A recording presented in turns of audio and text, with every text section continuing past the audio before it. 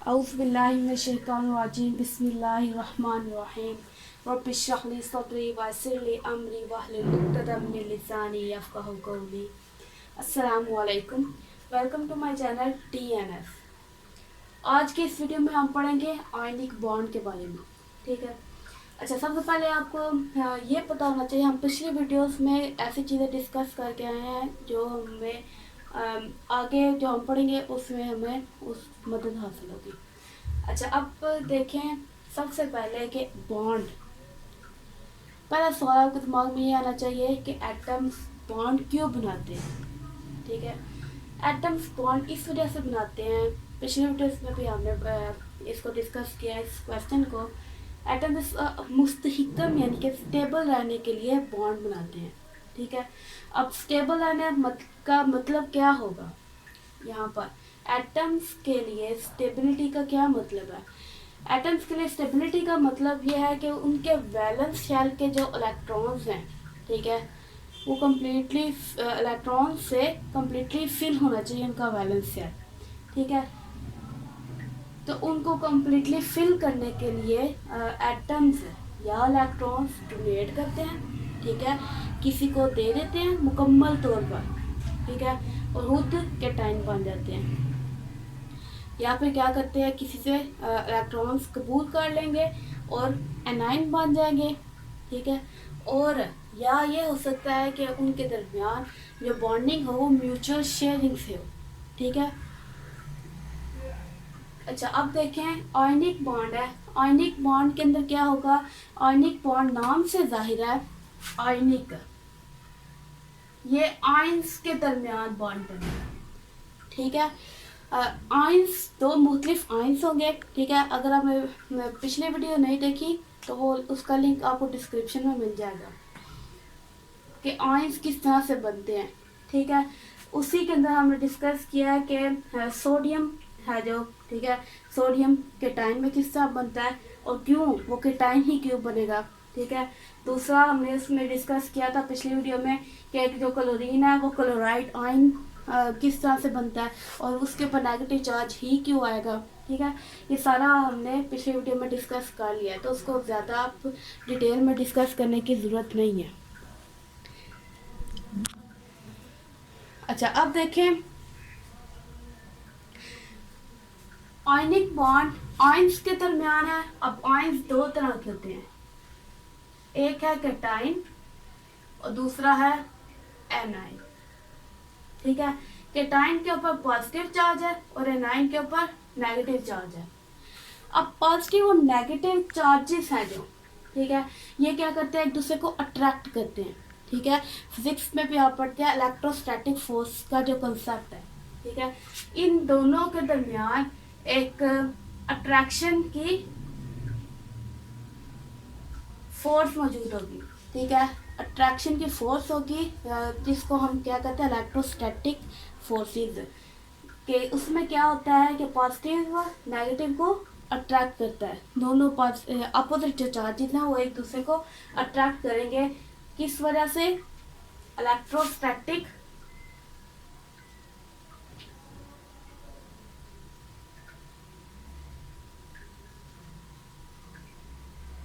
Forces की वजह से। ठीक है, और इस फोर्स की वजह से ही जो आयनिक बॉन्ड है, ठीक है, या फिर आयनिक कंपाउंड है वो बनता है।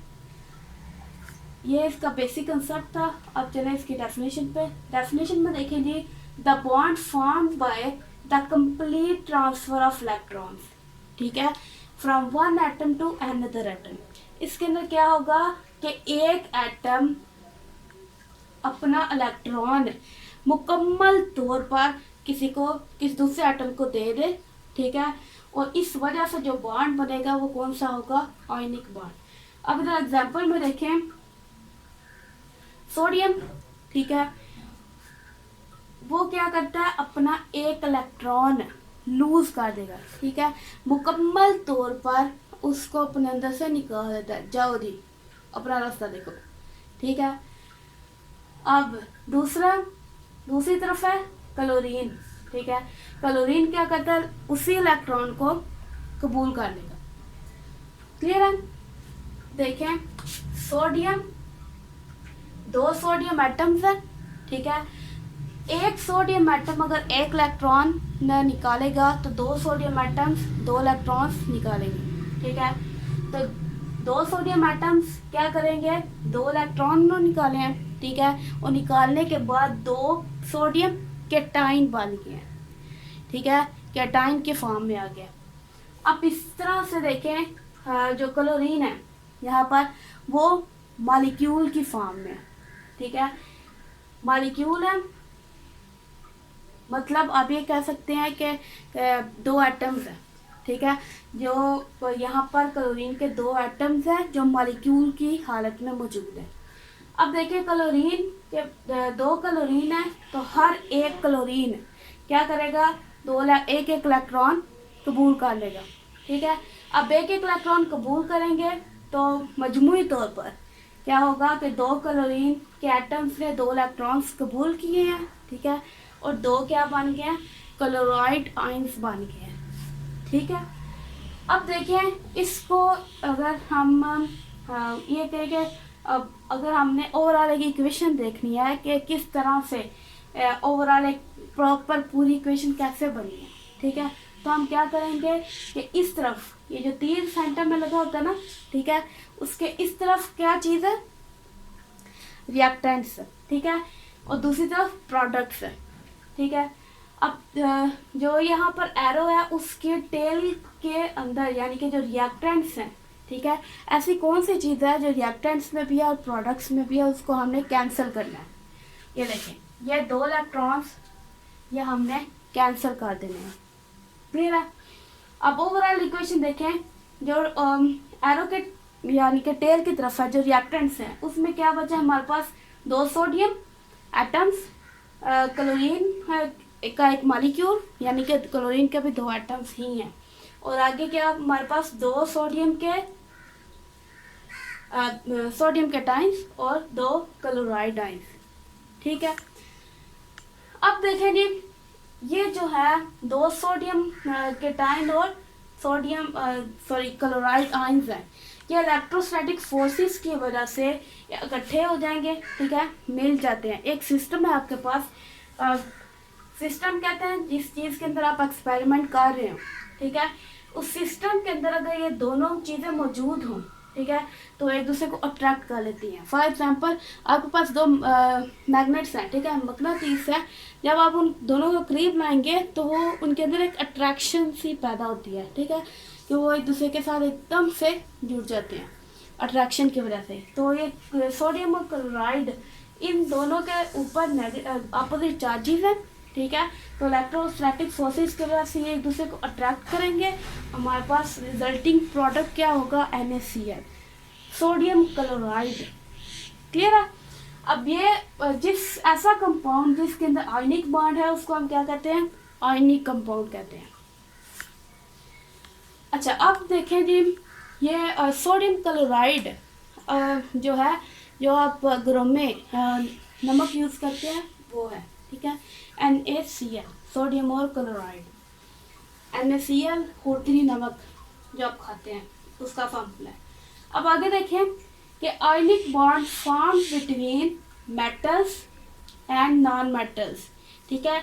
मेटल्स क्या है, हम पीछे सारे कुछ पढ़ चुके हैं, ठीक है, मेटल्स किसे कहते हैं और नॉन मेटल्स किसे कहते हैं, ये सारा हम पढ़ चुके हैं। आपको इन सब के जो वीडियोज़ हैं उनका लिंक आपको डिस्क्रिप्शन में मिल जाएगा। मेटल्स हैं, ठीक है, ग्रुप जो आपके पास पीरियोडिक टेबल है, ठीक है, उसके अंदर ग्रुप्स बने हुए होते हैं। अब जो ग्रुप 1 और ग्रुप 2 के एलिमेंट्स हैं वो सारे के सारे मेटल्स हैं, ठीक है। और दूसरा नॉन मेटल्स, उन्होंने कहा है कि जो ग्रुप 15वां ग्रुप है और 17वां, ठीक है, 70, ग्रुप नंबर 17, ये दोनों क्या है, नॉन मेटल्स, ठीक है। सिर्फ ये 2 ग्रुप नहीं है, सिर्फ कह रहे हैं कि आयनिक बॉन्ड इन दोनों यानी कि ये जो 4 ग्रुप्स हैं इनके आपस में बनेगा, ठीक है। अच्छा, अब देखें ऐसा क्यों होता है, ठीक है, कि ऐसा क्यों है कि मेटल्स और नॉन मेटल्स के दरमियान आयनिक बॉन्ड बनेगा। वो इस वजह से कि जो मेटल्स हैं वो इलेक्ट्रोपॉजिटिव इन नेचर है, ठीक है। अब इलेक्ट्रोपॉजिटिव का मतलब क्या होता है कि उनके अंदर ये टेंडेंसी होती है, उनके अंदर उनके अंदर ये अहलियत होती है कि वो अपने इलेक्ट्रॉन्स लूज कर सके, ठीक है, और उनके ऊपर पॉजिटिव चार्ज आ सके, क्या बना सकते हैं, वो कैटाइंस बनाते हैं, ठीक है। मेटल्स की ये मेन प्रॉपर्टी है कि वो इलेक्ट्रोपॉजिटिव इन नेचर होंगे, ठीक है, कि वो अपने इलेक्ट्रॉन्स लूज कर सकते हैं, उनके अंदर ये एबिलिटी होती है। अब देखें नॉन मेटल्स का क्या है, वो क्यों आयनिक बॉन्ड में हिस्सा लेंगे, इस वजह से because they have high electron affinity. Affinity का मतलब होता है चाहत, ठीक है। इलेक्ट्रॉन अफिनिटी, इलेक्ट्रॉन्स के लिए इनकी बहुत ज़्यादा टेंडेंसी होती है कि ये क्या करते हैं, ज़्यादा से ज़्यादा इलेक्ट्रॉन्स को कबूल कर सकते हैं, ठीक है। तो यहाँ देखें इलेक्ट्रोपॉजिटिव इन नेचर है, मतलब कैटाइन बनेगा, और ये इलेक्ट्रॉन अफिनिटी इनकी ज़्यादा होगी तो क्या होगा, एनाइन फॉर्मेशन होगी,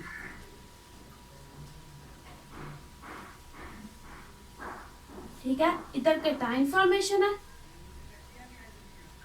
उधर एनाइन, और ये वही हो गया, पॉजिटिव और नेगेटिव एक दूसरे को अट्रैक्ट करेंगे इलेक्ट्रोस्टैटिक फोर्सेस की वजह से, वो आपके पास एक कंपाउंड बन जाएगा जिसको हम क्या कहते हैं, आयनिक कंपाउंड। ये था जी आज का हमारा लेसन। आई होप आपको समझ आई होगी। अगर आपको समझ आया तो चैनल को सब्सक्राइब करें मज़ीद नई चीज़ें सीखने के लिए। वीडियोस को लाइक करें, फ्रेंड्स के साथ शेयर करें। इंशाल्लाह अगली वीडियो में मिलेंगे। अल्लाह हाफिज़।